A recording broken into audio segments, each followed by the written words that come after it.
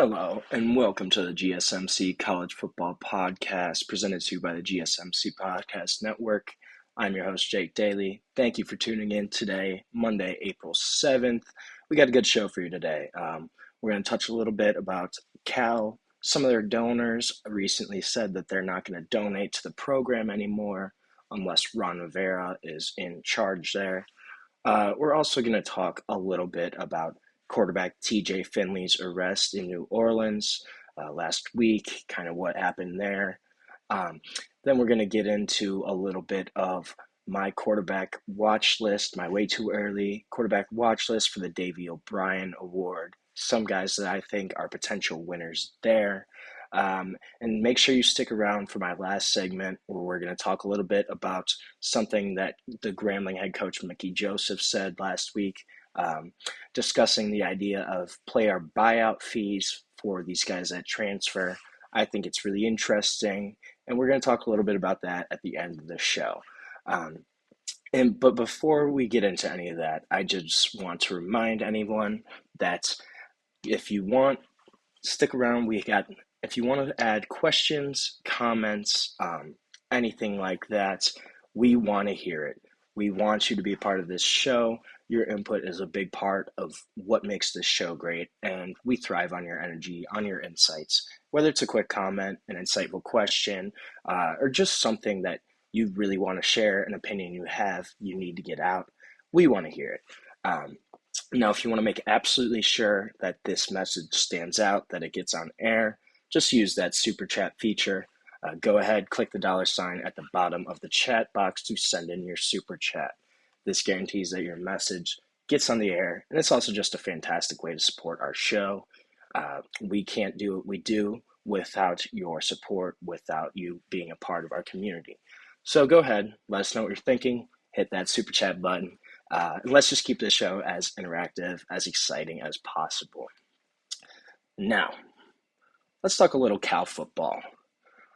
So Cal, the other day, a report came out that two of their prominent board members of the California Legends Collective, that's their big collective there for Cal. It's the only one that's NIL related, only third-party collective there. It's their massive one. And two of their big members, it was announced in a report by SF Gate this week that the two of them, at least, had said something to Cal saying, hey, we are not going to donate to this collective anymore. Personally, we are going to withhold our funds unless you do one thing for us. That is, put Ron Rivera in charge of all football operations for California for the Golden Bears program. That's their only demand they wanted. And currently, that's not how it's set up. Ron Rivera is the general manager of the Cal football program. However, he's not fully in charge there. Head coach Justin Wilcox he reports directly to the athletic director there, Jim Knowlton, whereas Ron Rivera reports to the Chancellor there, Rich Lyons. So there's a little bit of a power difference in the structure there.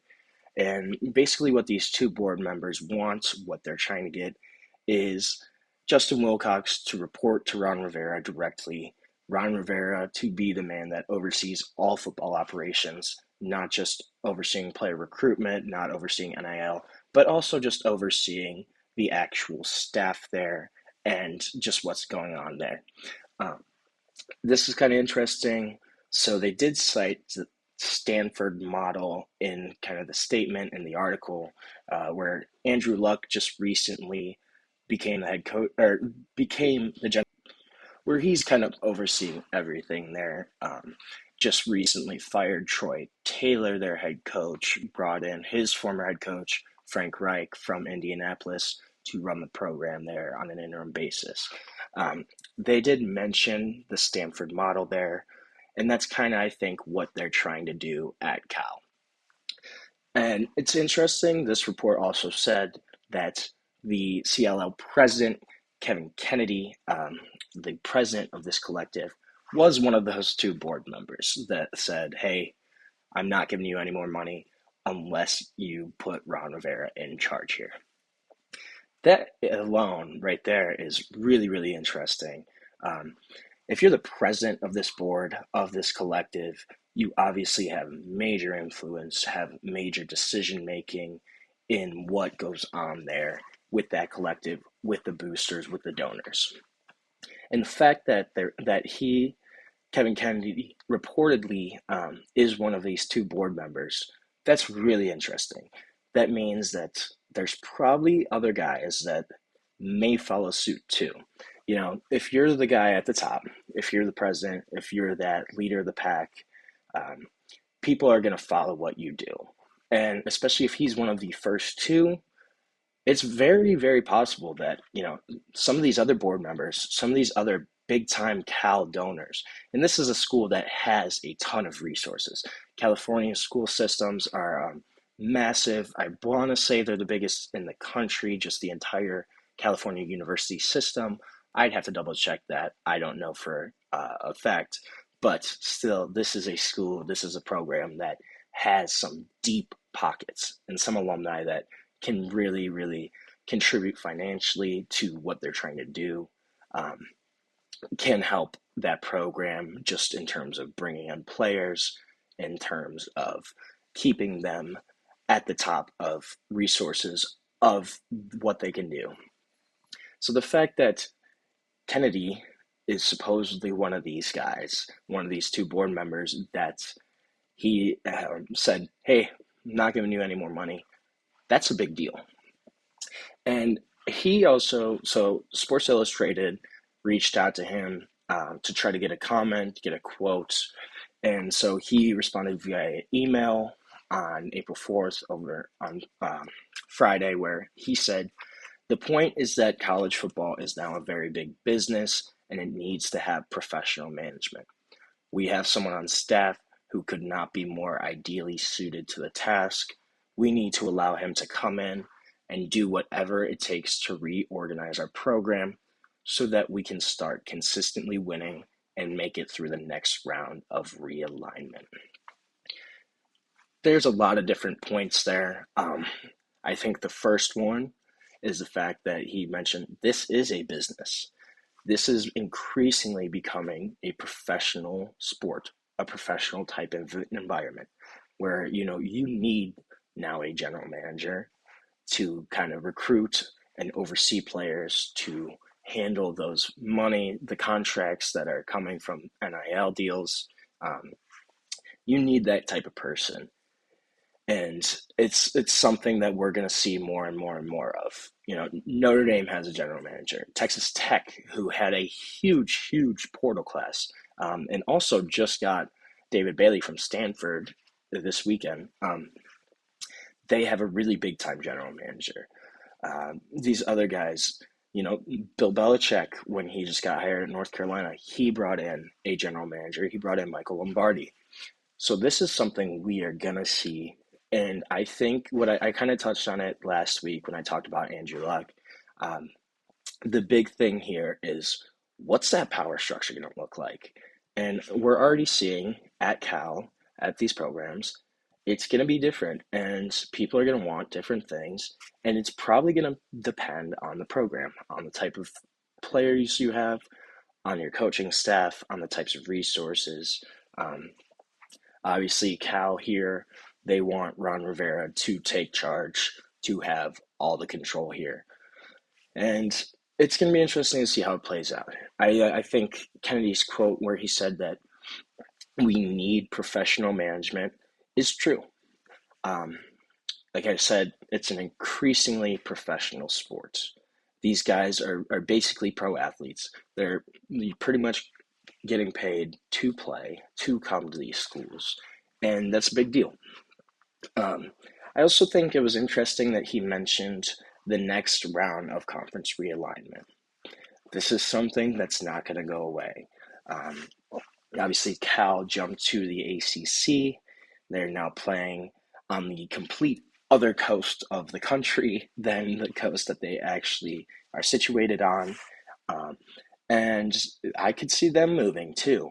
So Kennedy's right when they say, hey, there's going to be another round. There's going to be something else where we're probably going to change again. We need to survive conference realignment. And if we want to do that, if we want to be a successful program, in his eyes, they think they need actual professional management, and that's something that Ron Rivera could bring to Cal. Obviously, I think a big part of this here too is Cal lost some guys this year in the portal. They lost who I think there was their heart and soul of their team last year. Fernando Mendoza, phenomenal quarterback, just a baller, guy that is going to do everything he can to get his team to win, to keep his team in the game. He left. Cal couldn't pony up the money, and so he went to Indiana for more money, for better resources, for a better chance at winning than what the Cal program can currently give him. I think it's also important to mention here that Ron Rivera himself had a very successful career at Cal. Obviously, this is in the 80s, but he was Pac-10 Player of the Year in 1983, consensus All-American that year. The 2 seasons, also first team Pac-10 that year. The season before was a second team All Pac-10 guy. So this is a guy that has been successful at Cal, that is kind of a blueprint for what could happen if you go to Cal, how you can be successful. But on the flip side, Ron Rivera hasn't coached in college. His whole coaching career, he started with the Bears after he was done playing. He stayed in the NFL that entire time. So that could be a good thing or a bad thing, depending on how you look at it. Obviously, they want a more professional model at Cal, so you bring in a guy that's got all this NFL experience. Obviously, he's going to know that professional level, kind of what you need to get there, be successful at the next level. But he also hasn't worked with college kids in a long time. He has coached only grown men throughout his coaching career. It's a lot different than coaching 18 to 22-year-olds, for the most part, that are more immature, that need a little more time to make decisions, make the right decisions, that probably are a little more emotionally volatile. So that's a different part of it, is can Ron Rivera actually mesh with that college level, that college culture, because it is different than the NFL. Although college is increasingly becoming professional, there's still a lot of things that make college football unique, that make it a little bit different than the NFL level, than the pro level. So we're going to see what happens here. Cal, it really sounds like they don't really want to change this. I think Jim Knowlton really enjoys kind of having that power over Justin Wilcox, kind of having that say over the coaching staff. But money talks. Money talks, and when you're withholding money, that's going to be an issue. So we'll see. Cal may end up switching courses here, may put Ron Rivera in charge, but it's gonna be a tough one. We're not going to know for sure until it happens, but this is definitely something to keep an eye on out on the Pacific Coast. And with that said, we're going to take our first break of the show. When we come back, we're going to discuss TJ Finley, quarterback, got arrested at Tulane last week. Going to talk a little bit about that, kind of what it means. But first, we're going to take our first break of the show, and we'll be back shortly on the GSMC College Football Podcast. I feel like I'm losing my mind. Is everybody in the world blind? Please, Lord, give me a sign, a sign. I feel like I'm losing my mind. Is everybody in the world blind? Please, Lord, give me a sign, a sign. I wanna be the greatest. Everybody on their fake shit. I look around and feel like everybody is the fakest. I make this every day and I'm impatient, hoping one day I blow up from the basement. Statement, the top is so vacant. I don't hear shit that I think is amazing. Waiting for my day when I'm playing sold out shows for 1,000 faces. Hey, give me that crown, get in my way and to be put down. It ain't your place, all this my town. If I want that shit, then I'll get it right now. I'm losing it, the noose it fits, I'm losing this shit a stupid myth. You choose to live or choose to dip. You choose to fight or lose your grip and lose a gift. I feel like I'm losing my mind. Is everybody in the world blind? Please, Lord, give me a sign, a sign. I feel like I'm losing my mind. Is everybody in the world blind?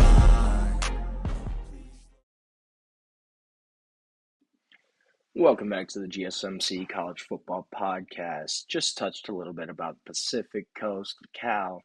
We're going to switch gears. We're going to take it back down to the Gulf of Mexico, New Orleans. But before we get into that, I just want to remind everybody that this show is all about you. We love hearing your thoughts, your questions, and your opinions as you dive into the latest sports action.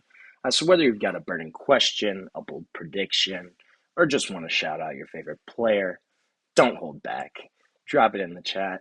Your voice adds so much to the conversation, and we're here to just make sure that it's heard. But if you really want to make sure that your message stands out, here's how you can guarantee that. Use the super chat feature. Just click the $ at the bottom of the chat, send in your message, and it's a surefire way to get our attention. Not only does your super chat get you a spotlight on the show, but it also just helps us keep this channel going, and your support means the world to us. It's what allows us to keep bringing you the content that you love week after week. We're building something special here, and we couldn't do it without you. So jump in, join the conversation, send those super chats, and let's make this show even better together. And if you'd rather not use super chat, you can always go to gsmcsport.net to tip, donate, and leave your comment or question there. We're so grateful to have you with us, and we can't wait to hear what you have to say. All right, now we're going to talk a little bit about quarterback TJ Finley. Tulane quarterback was recently arrested this past week in New Orleans on April 7th, so last Wednesday, or on April 2nd, last Wednesday. This was an interesting arrest. It was kind of came out of nowhere, wasn't a big thing, but still interesting to look at. So he was arrested on Wednesday, April 2nd on a charge of illegal possession of stolen things worth more than $25,000. So what happened? University police responded to a call where a truck was blocking a driveway. They showed up on the scene, looked up the license plate there, and realized that that vehicle was actually registered to a truck that was stolen in Atlanta a few days prior. So they realized that this license plate is stolen. Quarterback TJ Finley shows up to move the car. He informs the officer that he had recently bought that truck. However, they did realize it was stolen, so they did book him and charged him with illegal possession of stolen things worth more than $25,000. So he was suspended. He immediately was suspended on Thursday. University put out a statement kind of saying, this is an ongoing legal investigation. We can't really comment. And Coach John Summerall, he didn't really talk about it that much on Thursday. He just said that when things happen off the field, he used the word unfortunate in his quote in his press conference. He kind of really brushed over it, just said, hey, the university's responding to this. I have no official comment, ongoing investigation. So from that, it kind of sounds like, hey, maybe he stole this truck. Maybe he had a friend that, gave it to him, that it was kind of just passed on to him. But then it came out that this wasn't the case, or allegedly it wasn't the case. So Finley's lawyers, David Corsell and Scott Stansberry, they put out a statement where they said that Finley had bought the used truck not at a dealership, not from anybody. He bought it on Facebook Marketplace, actually, and said that Facebook Marketplace this truck was on sale there, and he contacted the guy. Guy presented Finley with, it was quoted, both bill of sale of registration, both a bill of sale and registration, giving him every reason to believe that the purchase was legitimate. So it kind of sounds like maybe TJ Finley just got scammed. You know, this was a Facebook Marketplace purchase, allegedly, and the guy supposedly had all this paperwork, and allegedly it was just that TJ Finley got scammed out of this, that he bought this stolen truck on accident, and it was kind of just bad luck. And I think he had only bought it 3 or 4 days prior to him getting arrested for this. So he was booked. He was released on bond with a court date set for June 1st.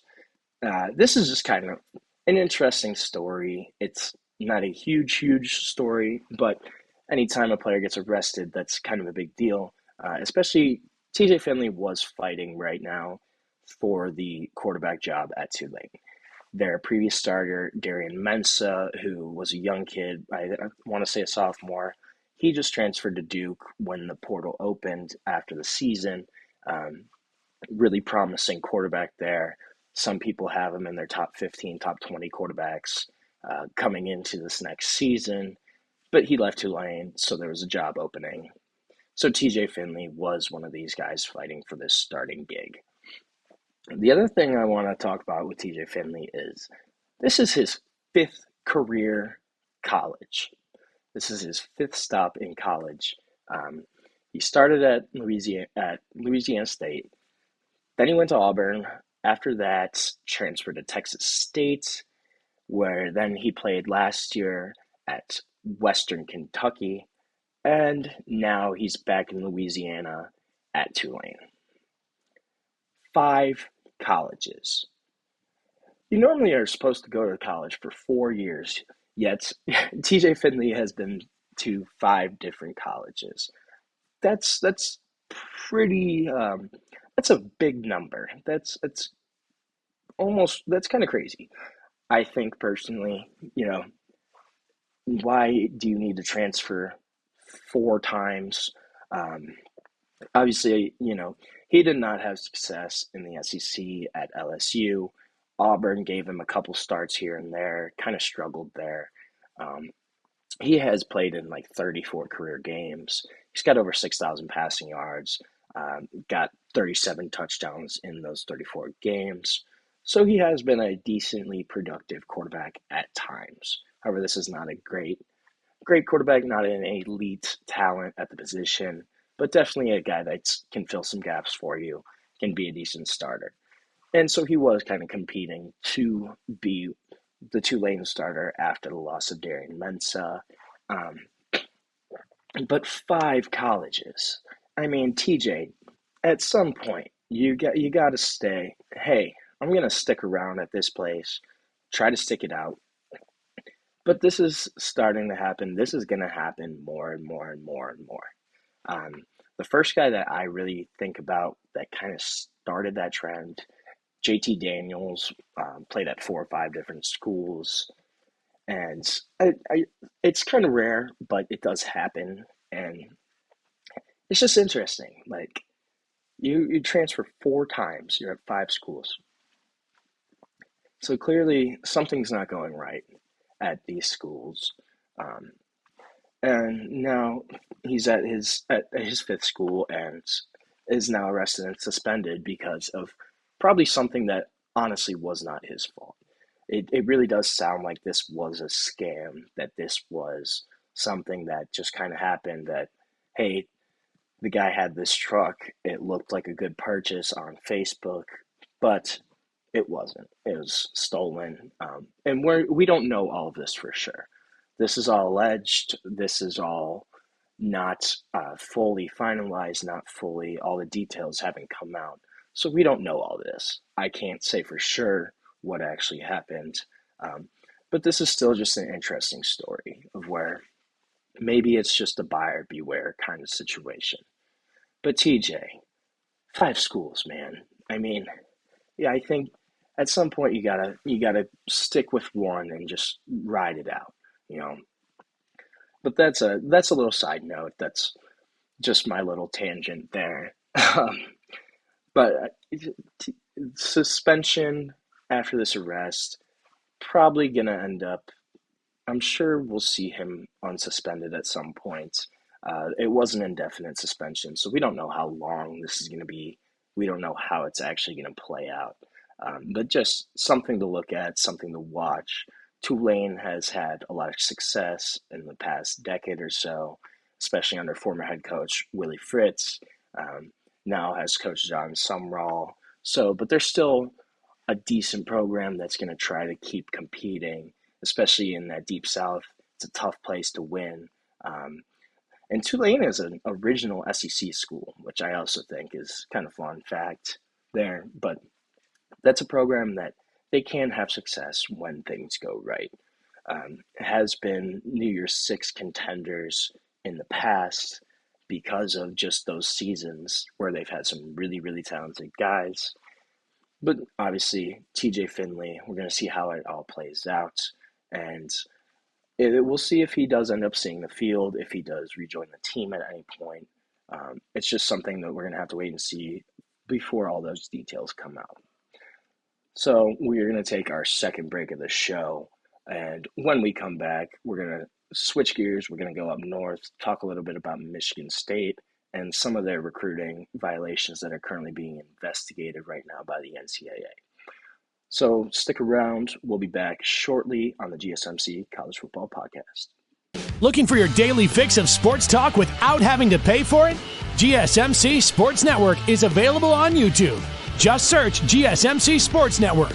Get your fix of daily sports talk shows on YouTube, absolutely free. NFL, college football, NBA, MLB, MMA, UFC, fantasy football, and so much more. GSMC Sports Network has shows running all day long, with new sports shows starting every 2 hours. Just like on your favorite cable sports channel, except GSMC Sports Network is absolutely free. Just search GSMC Sports Network on YouTube to catch one of your new favorite shows, like the GSMC College Football Podcast, Chip Shot Football Podcast, Hoops and Heels Women's Sports Podcast, GSMC Basketball Podcast, and so many more. Check it out for yourself. GSMC Sports Network, now available on YouTube absolutely free. Search GSMC Sports Network on YouTube right now.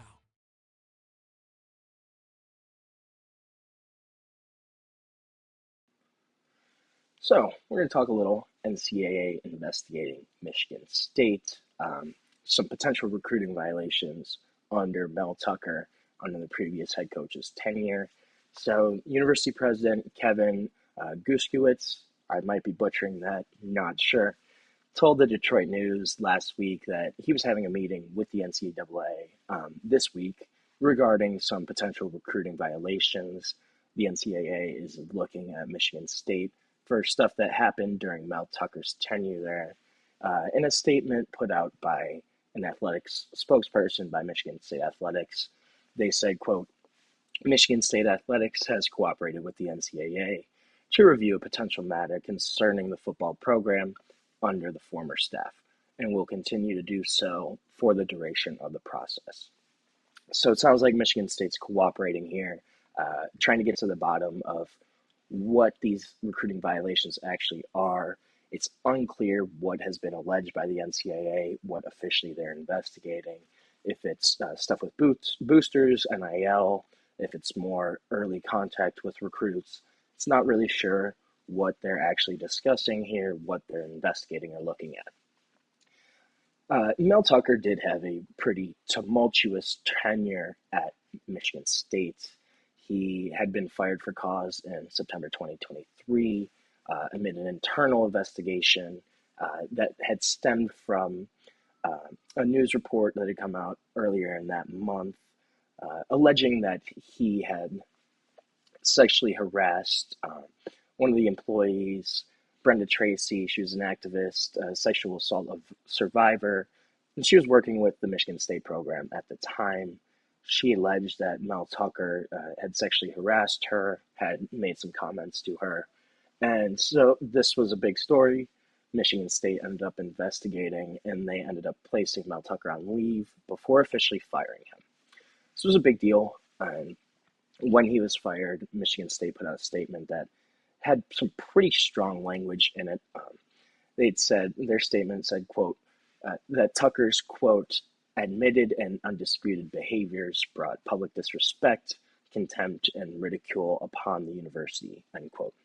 So using words like public disrespect, contempt, ridicule, those are some really strong words, some pretty negative emotions and connotations there.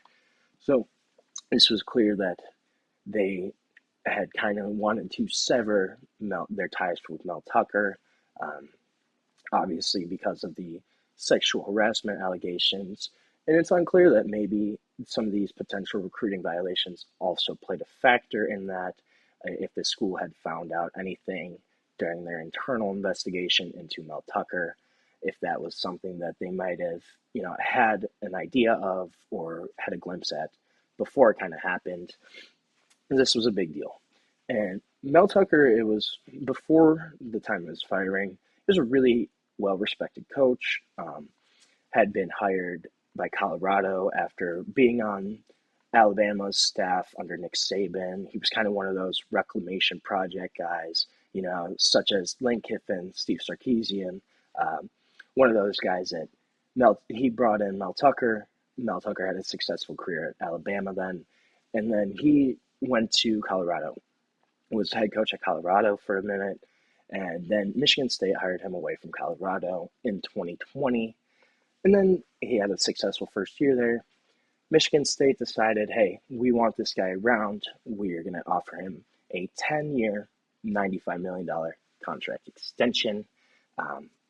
They gave him that in November 2021, made him one of the highest paid coaches in the sport, probably in the top 10, top 5. I'm not sure what exactly he was at the time of that contract, but definitely in the top 10 at least, one of the highest paid head coaches in the sport. So this is kind of, it was a big deal, had a decent tenure, still had like $80 million left on his contract when Michigan State decided to get rid of him. And this is something that's still going to be ongoing. So last summer, Mel Tucker sued Michigan State for unlawful termination, and that case is still ongoing. Litigation is still being processed. That's still ongoing, so not sure how that'll shake out. On the flip side, though, Brenda Tracy has also sued Mel Tucker for defamation.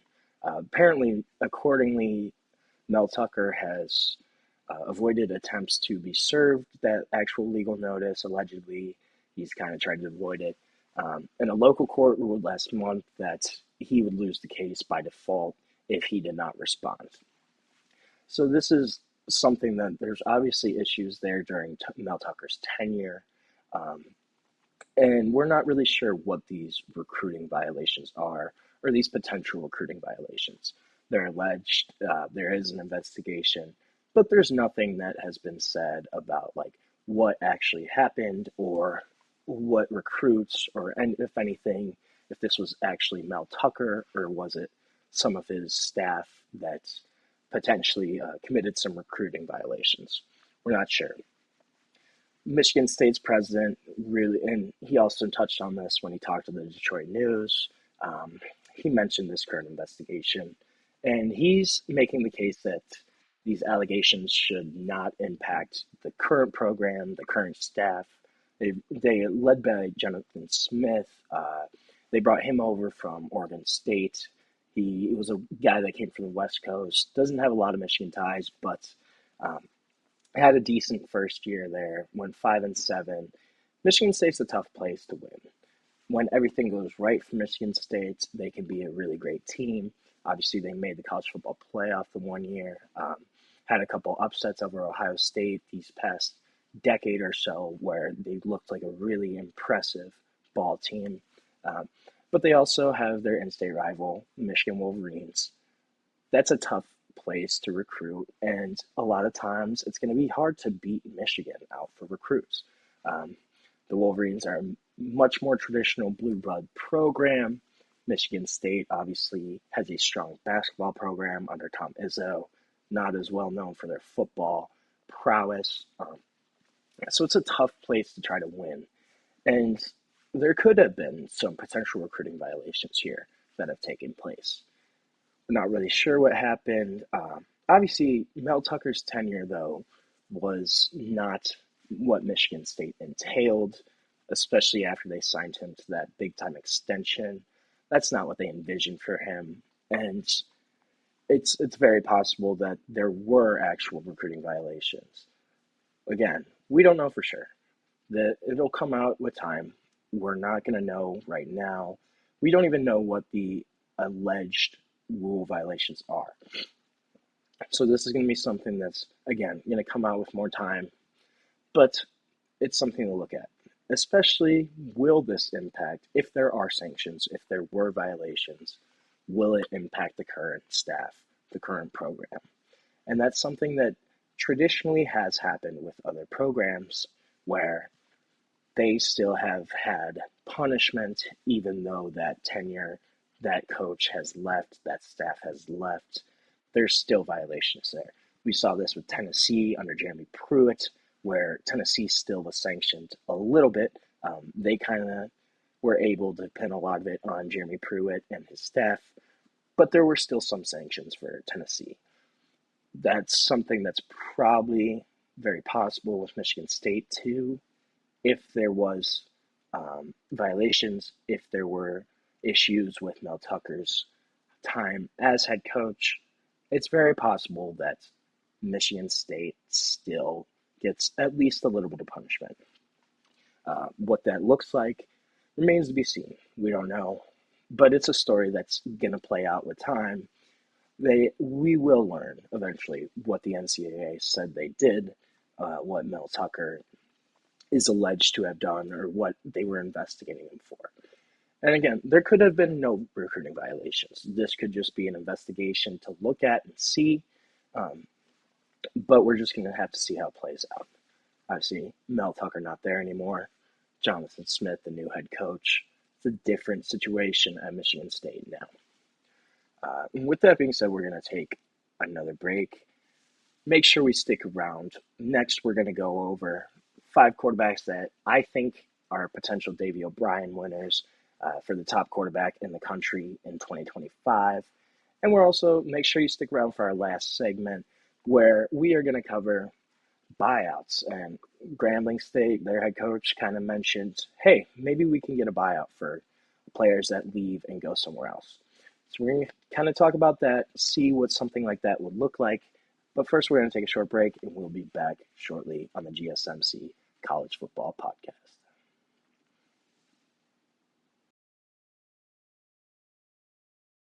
For the best and latest podcasts available anywhere, go to the podcast app on your cell phone and type in GSMC to access free content-rich podcasts on health and wellness, book reviews, sports, entertainment, relationships, social media, movies, technology, finance, and even weird news. Subscribe and download the GSMC Podcast Network's family of shows, available everywhere podcasts are found.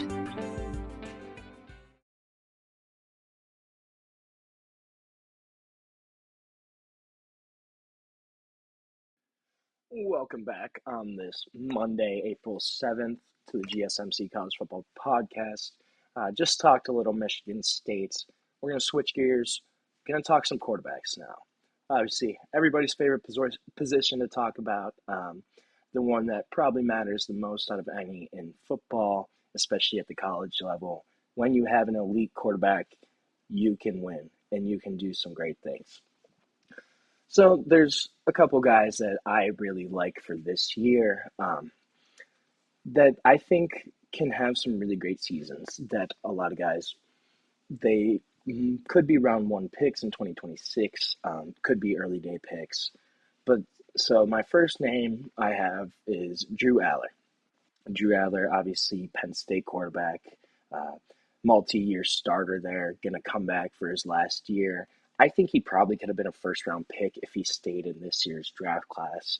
Decided to come back to school, going to have Katron Allen and Nick Singleton, his elite backfield, returning with him.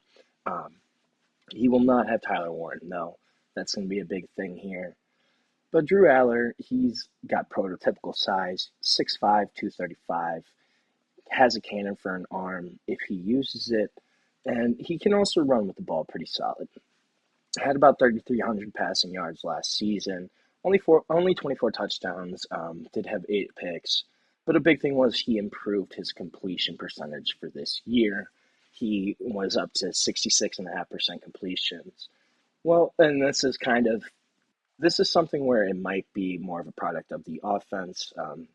Penn State liked to use a lot of screens, a lot of underneath routes, especially because they also had Tyler Warren, who they lined up in basically every single position, moved them all over the field, and obviously was their biggest weapon last year. Going to be a top 15 pick.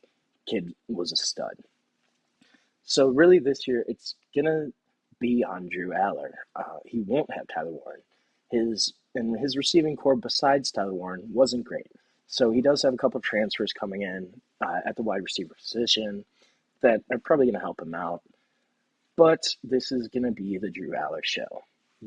Penn State will go as Drew Aller goes. He still needs to show a little improvement in his decision-making skills. He had that interception against Notre Dame in the semifinal where that showed that he still needs to develop a little bit. He's pretty young for his age, so he still has time to develop. But I think this is a kid that if he puts everything together, he can have a phenomenal season. And I think he's probably really similar to Josh Allen is always my comp for him. Obviously that's a really, really high-end comparison. My thing is more so in just the body size and how he plays, the style that he can play. I think they're pretty similar there. I don't know if Drew's got the ceiling that Josh Allen obviously does, but that's a guy that I think he can have a really great year at Penn State. He can show what he can do without Tyler Warren. He could potentially win the Davy O'Brien. Now, if we switch conferences, go to the ACC, one guy that I'm really looking at this year that everybody has at the top of their list is Cade Klubnik. Your 6'2", 210 quarterback from Clemson. This kid was a consistent 5-star recruit, big-time pickup for Clemson when they first got him coming out of high school. And this is going to be his third year as a starter, pretty much. Third year working with coordinator Garrett Riley, they had a really solid season last year. He kind of checked a lot of boxes off last season. Led Clemson to the ACC title, even though they weren't really a great team. They still were able to make college football playoff appearance. That was the first time he did that at Clemson. He kind of flew a bit under the radar nationally. They got blown out against Georgia. They had a loss against Louisville where Clemson kind of fell off. Not a lot of eyes were on them. But there were a lot of numbers here that really stood out for Cade Klubnik. He had 17 more touchdown passes in 2024 than 2023. He had 36 touchdown passes, only 6 total interceptions. He dropped that total from the year before, despite throwing more passes. I think threw around 30 or 40 more passes in 2024. And he again showed a decent chunk of accuracy. He was a 63% completion percentage, and also kind of does have a little bit of dual threat ability. I wouldn't say he's a true dual threat, but he did run for 460 rushing yards last year, had 7 rushing touchdowns. So this is a guy that can move when he needs to move. I really think that Cade is probably going to have a great season. He returns Antonio Williams, returns a couple other wideouts for Clemson, and this is a team that plays in a weaker ACC. It could be easy, not easy, but easier for Clemson to win that conference than if they were in a different conference, if they're in the Big Ten or the SEC. It's much more winnable. The path is there for Cade Klubnik and Clemson to go win 10, 11 games, and he puts up a big season. This is a guy that could easily win the Davy O'Brien. And if we go south now, we're going to switch to Garrett Nussmeier. I'm not personally the biggest fan of Garrett Nussmeier, but this guy can play. He's got over 4,000 passing yards last season. Only 6 quarterbacks did that. He's the only one returning. So that alone just kind of that's a big number. I mean, nobody throws for that many passing yards. So that alone, the 4,000 passing yards, is a big number. Puts Garrett Nussmeier kind of in his own class in terms of that right now. Now, LSU didn't really have a strong season. They kind of struggled last year. And Garrett Nussmeier, I also think he was a product of he had to follow up Jaden Daniels, who won the Heisman in 2023. So this is a guy that, he's being compared to a guy that won the award for best player in college football, best overall player in college football the year before. And he's expected to come in and replace him, especially in the SEC. They had a tough schedule this year at LSU. And so, obviously, he's going to have high expectations. I don't know if all those expectations are really that fair, but he did kind of rise to the occasion last year. His numbers for passing yards, for completions, for passing touchdowns, and for total offense, they were the most ever for a first-year starter at LSU. That's pretty impressive, especially when you look at some of those guys, like obviously Jaden Daniels, and just some of the guys in the past that have played for that program. Garrett Nussmeier has better numbers than all of them in his first year at LSU. Now, obviously, this is going to be year 2. Going to have a different offensive structure. LSU's going to they lost some weapons on offense. Obviously, he's losing his tight end, Mason Taylor, not Mason Thomas, son of Jason Taylor, as well as, Will Campbell, who was his blindside protector last year, who's probably going to be a top 15, top 20 pick in the NFL draft this year as either tackle or guard. Those are 2 big-time talents that you lose, but LSU always kind of reloads with skill position guys. They've had a lot of great wide receivers come through, and there's probably going to be 1 or 2 guys. They have the talent there. This should be a better LSU offense, and that's kind of scary considering Garrett Nussmeier had a pretty great season last year. He could stand to cut down on his interceptions a little bit. Threw 12 last season. Not a great number, but not terrible number. But he definitely could stand to improve that, especially when you compare him to some of the other guys on this list. But Garrett Nussmeier is definitely a name to watch. I think he's going to get a lot more national attention this year. I could see LSU getting more recognition and attention overall too. So Garrett Nussmeier is definitely a name here to look at and to watch for 2025. If we want to stay in the SEC, another guy I'm really looking at is Lenoris Sellers right now. This is a kid that's got prototypical size, speed, got a huge combination of it. He's 6'3", he's 240, he's big, he's fast. Kind of similar to Anthony Richardson at Florida, where he does have that body type. He's got the skill set to be a true dual threat quarterback. However, Lenoris Sellers is a much more accurate passer than Anthony Richardson ever was. He completed 65% of his passes last season as a first-year starter, as a true sophomore. That's a big number. That's really impressive for a young quarterback to be able to do that in their first year as a starter. He also has elite rushing ability at the quarterback position. Had 670 rushing yards last season, 7 rushing touchdowns. But the biggest impression of that was at the end of the season, playing in-state rival Clemson with their quarterback, Cade Klubnik. He finished that game with 166 rushing yards and 2 rushing touchdowns. Those are numbers that elite running backs put up.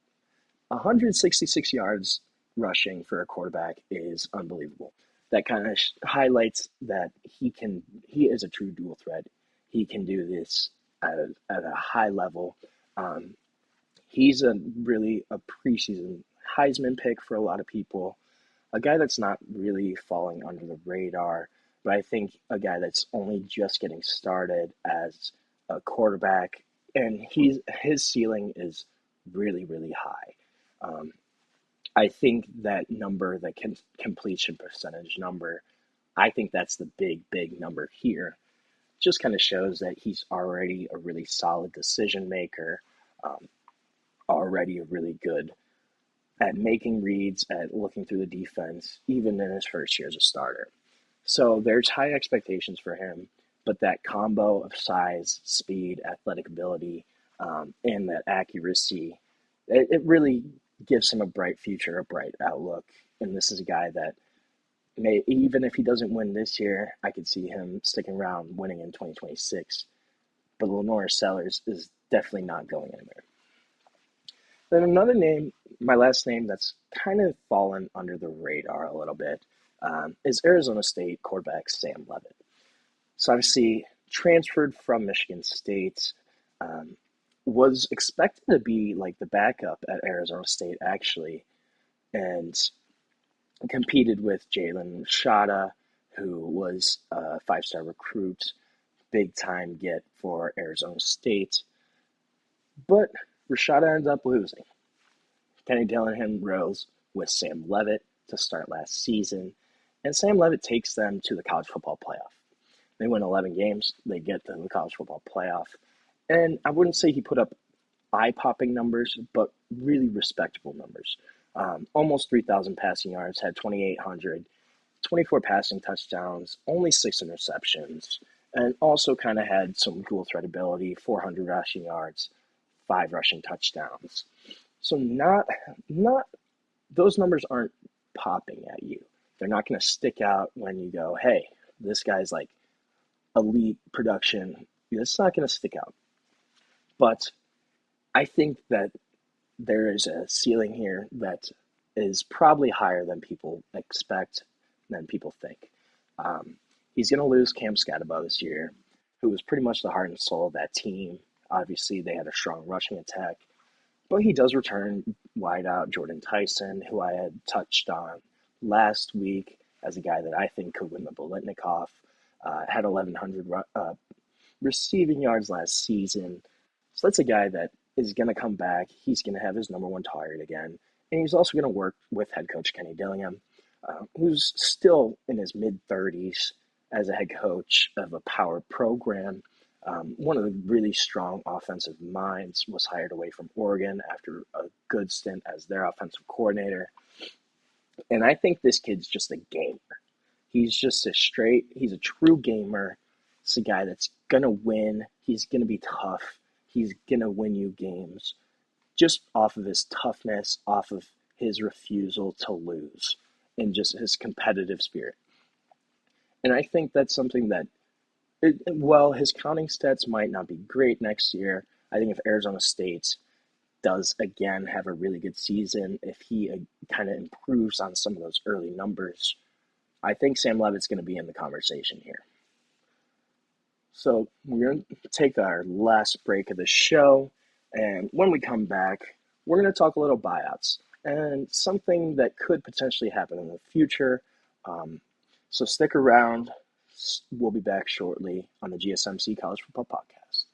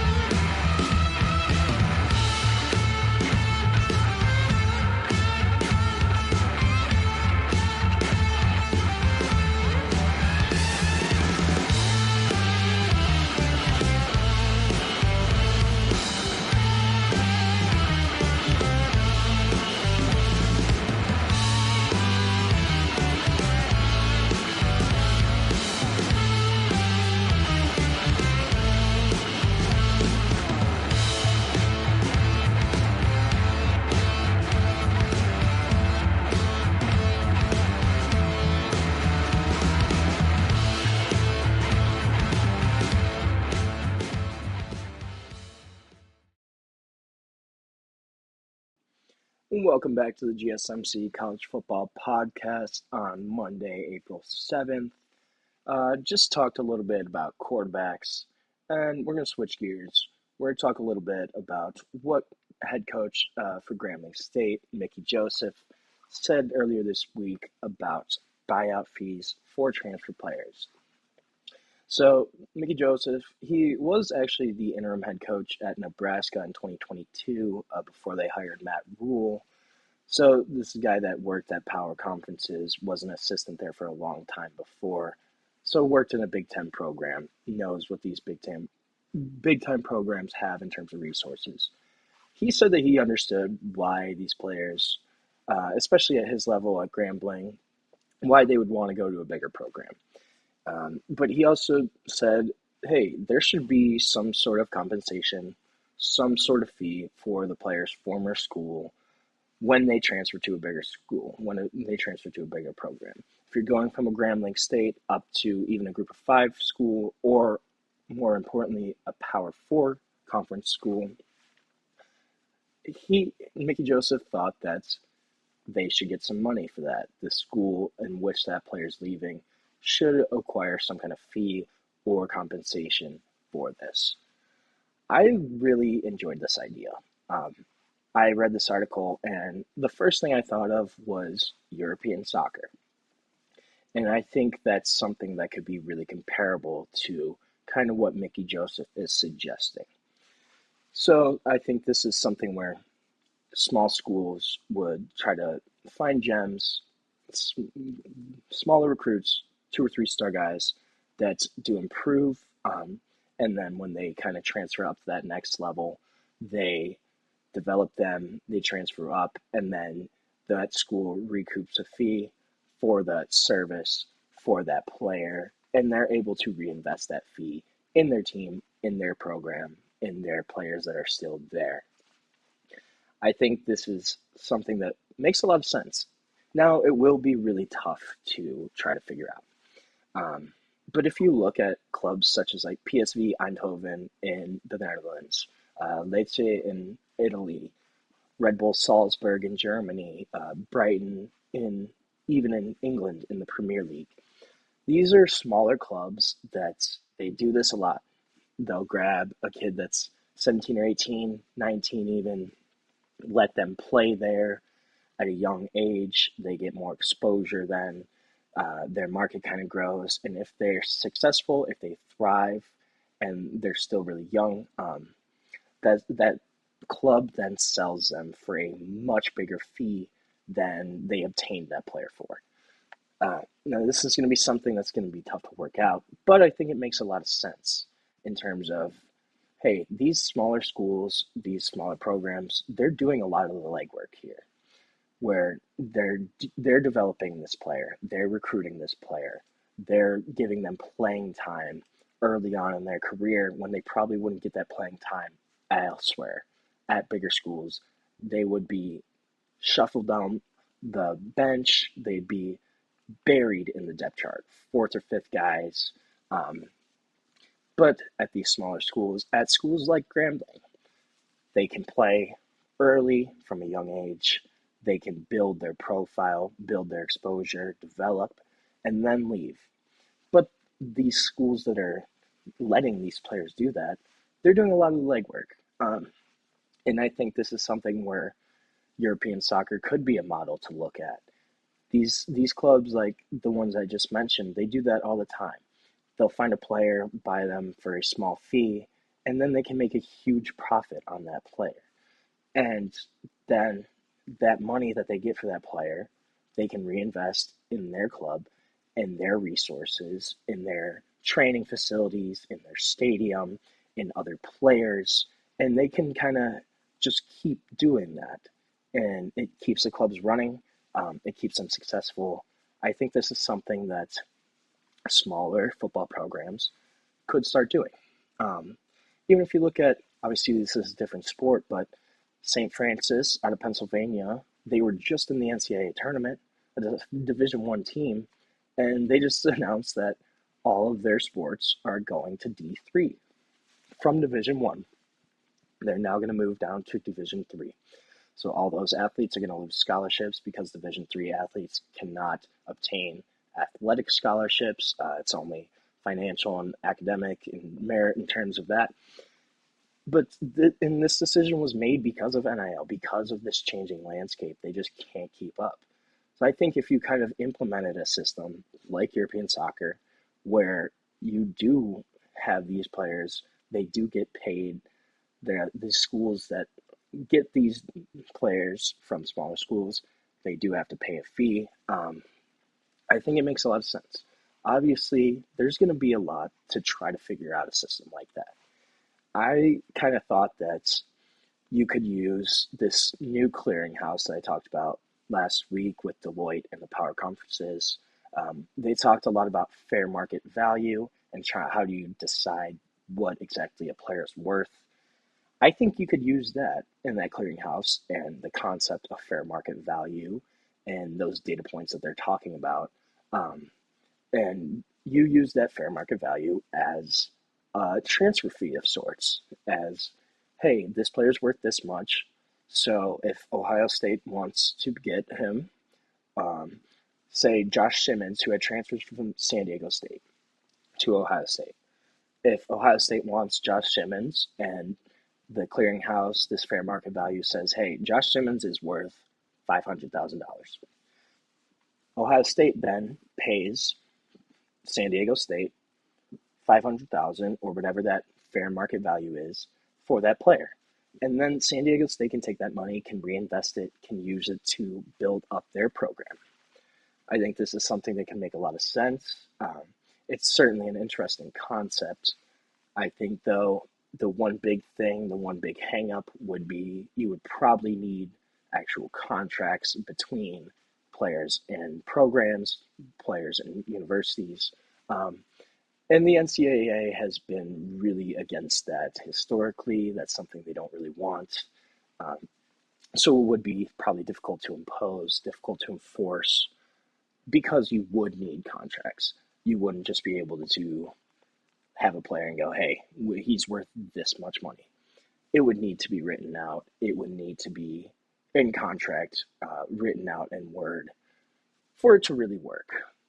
But it's certainly an interesting concept. It's an interesting idea to look at for the future. And it's something to just kind of think about that would be fun or interesting. With that, our show for today is going to come to an end. Thank you so much for tuning into the GSMC College Football Podcast presented by the GSMC Network. Your support means a lot to us. We can't do what we do without you. So please remember to subscribe, like the channel, and leave a positive review. It really does make a difference. And we also invite you to follow us on Facebook, on Twitter, on Instagram, and on TikTok for more content and more updates. Thank you once again, and have a wonderful day.